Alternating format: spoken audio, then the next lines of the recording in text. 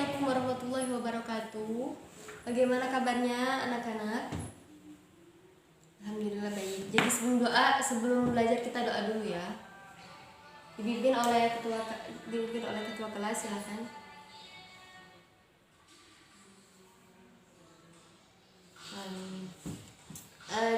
Jadi hari ini sebelum kita belajar, siapa yang nggak hadir?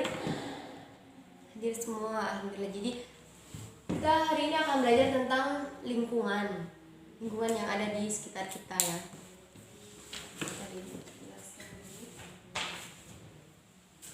Ada yang tahu nggak sih apa itu lingkungan? Ya, lingkungan itu adalah segala sesuatu yang ada di sekitar dan mempengaruhi tumbuh kembang tumbuh kembang manusia, hewan, dan juga tumbuhan yang ada di sekitar kita. Kemudian lingkungan ini dibagi menjadi dua, seperti lingkungan alam dan juga lingkungan buatan. Lingkungan alam itu adalah lingkungan yang diciptakan oleh Allah Subhanahu wa Ta'ala dan terjadi itu secara alami, bukan karena buatan tangan manusia.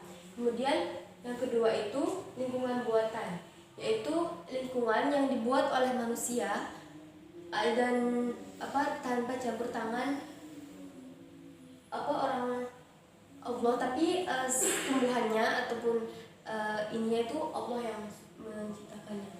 Kemudian contoh dari lingkungan alam ini salah satunya itu gunung. Apa itu gunung? Gunung itu adalah gundukan tanah yang sangat besar dan tinggi, dan kemudian di dalamnya itu terdapat lava yang sangat panas. Maka dari itu gunung itu bisa meletus dan juga bisa membahayakan alam sekitar. Seperti kalau bisa gunung meletus, lava yang panas tadi bisa membuat tanaman mati, hewan mati, bahkan juga manusia. Kemudian ada hutan di sini. Hutan adalah lahan luas yang bisa ditanami tanaman, bisa tempat hidupnya hewan, hidup manusia juga bisa. Kemudian yang ketiga itu air terjun. Air terjun itu adalah air yang jatuh dari ketinggian dan mengalir ke sungai. Kemudian yang keempat itu adalah pantai. Itu terdiri dari pasir dan juga pesisir yang memisahkan antara daratan dan lautan. Kemudian yang kelima ini adalah sungai. Sungai ini adalah air yang berkumpul dari ketinggian dari air terjun tadi, dari aliran manapun, dari mata air itu, terus makanya di sini dan akan bermuara akhir itu di laut. Kemudian sekarang lingkungan buatan itu contohnya apa? Taman itu kan sebuah lahan besar, itu lahan yang bisa ditanami bunga-bunga yang cantik, terus ditanami tumbuhan yang bermanfaat, serta bisa ditaruh seperti permainan seperti ini dan bisa buat main. Kemudian jalan ini adalah sarana transportasi yang dibuat oleh manusia. Kemudian di sini ada padi.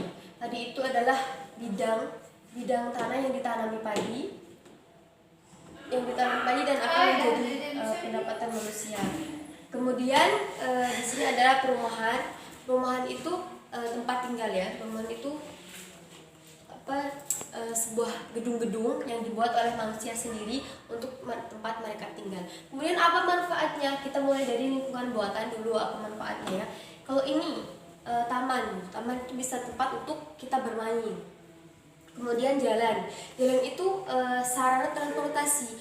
Bagaimana kita bisa pergi ke misal kalau yang kita keluarganya jauh, bagaimana kita bisa pergi kalau tidak ada jalan. Terus kemudian kalau tidak ada jalan, kira-kira motor atau mobil itu akan berjalan itu di mana kalau nggak ada jalan? Itu manfaatnya. Kemudian padi ini manfaatnya, satu itu bisa kayak ladang pekerjaan.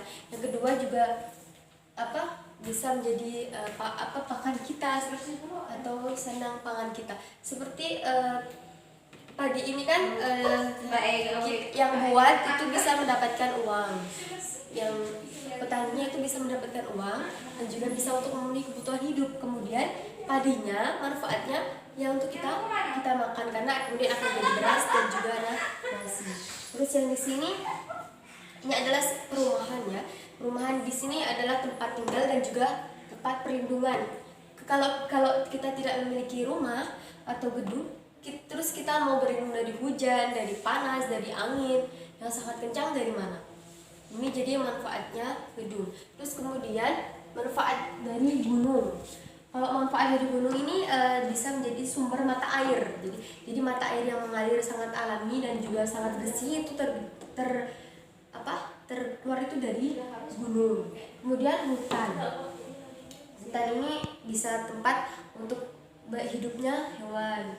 Kemudian air terjun. Air terjun ini manfaatnya banyak gitu. Bisa tempat rekreasi atau tempat kita untuk berkumpul dengan keluarga dengan suasana yang sangat alami. Kemudian pantai juga bisa tempat untuk sarana rekreasi juga.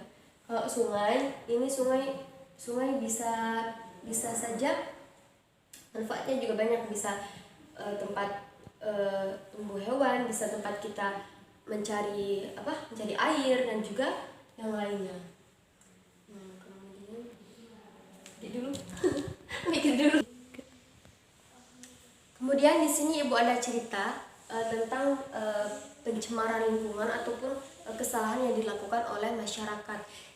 Jadi suatu hari Bapak Ahmad itu pergi ke sungai dengan membawa 2 gumpalan sampah yang sangat besar.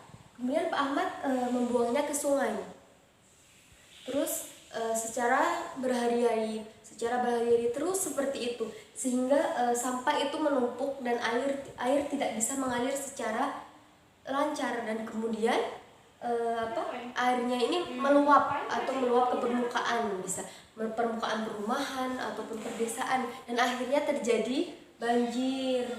Banjir yang membahayakan kita, membahayakan orang lain, menyusahkan kita mau sekolah, menyusahkan orang tua mau bekerja, menyusahkan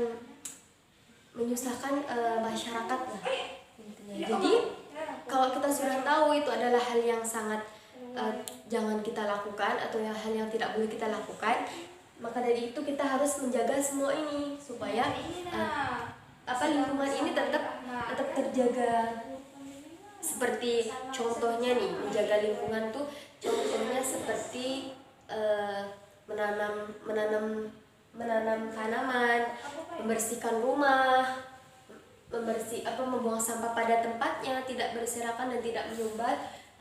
Terus kemudian menjaga kelestarian yang sudah Allah berikan, seperti air terjun. Jadi kita jangan, air terjun itu kan sudah sangat indah gitu, sudah diciptakan Allah untuk manusia. Terus kita tidak boleh juga mengotori ataupun kita menimbunnya dengan tanah dan juga yang lainnya, itu tidak boleh. Kemudian masih banyak sekali cara kita menjaga lingkungan ya, banyak sekali masih cara kita untuk menjaga lingkungan kita. Contohnya jangan melakukan listrik yang berlebihan, itu juga baik buat kita. Kemudian hutan, kita harus sangat menyayangi hutan. Makanya jangan sampai orang-orang itu berlaku ceroboh atau tidak menyayangi lingkungan sekitar kita, terutama hutan. Seperti menebang hutan sembarangan kalau misalnya sedang bekerja di hutan, ataupun membuang puntung rokok sembarangan sehingga nanti akan terjadi kebakaran yang bisa sangat membahayakan, dan juga kebakaran juga kan bisa membuat hutan itu gundul, dan itu akan menyebabkan banjir juga seperti sungai tadi, karena di sini akar-akar itu sudah tidak bisa menyerap air karena tidak adanya pohon-pohon yang besar tadi. Kemudian gunung itu gunung.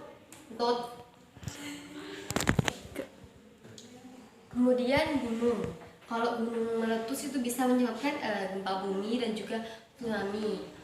Terus seperti pantai juga bisa menyebabkan tsunami kalau kita tidak menjaga lingkungan yang ada, karena terjadinya getaran dari gunung meletus tadi. Jadi kita harus benar-benar mencintai lingkungan yang ada, karena semua yang Allah kasih dan juga yang kita buat itu tentu sangat bermanfaat untuk diri kita sendiri dan juga dari diri lingkungan kita. Baiklah, untuk penugasannya ibu menyuruh kalian apa ya, bercerita di pertemuan berikutnya, bercerita tentang apa sih yang pernah kalian lakukan, hal-hal baik, misalkan melakukan gotong royong. Bu, kami pernah melakukan gotong royong bersama-sama untuk menjaga lingkungan sekolah. Nah, itu bisa kalian ceritakan di depan. Nanti akan ada reward dari ibu bagi siapa yang beruntung atau siapa yang berani. Nah, terutama kita itu sekarang berada di lingkungan sekolah ya, jadi kita harus sangat mencintai lingkungan kita. Jadi makanya kalau ada yang buang sampah sembarangan, mencoret-coret dinding, terus tidak mau piket, itu kalau ibu marahin jangan ada yang marah, kalau marah ibu akan kasih hukuman ataupun ibu marahi balik ya gitu. Jadi karena ini sudah kewajiban kita untuk menjaga lingkungan yang ada. Baiklah, sekian apa yang bisa ibu sampaikan. Semoga bisa bermanfaat. Silakan ketua kelas untuk memimpin doa. Jangan lupa dikerjakan apa yang sudah ibu tugaskan nanti ya. Baiklah, ibu akhiri. Wassalamualaikum warahmatullahi wabarakatuh.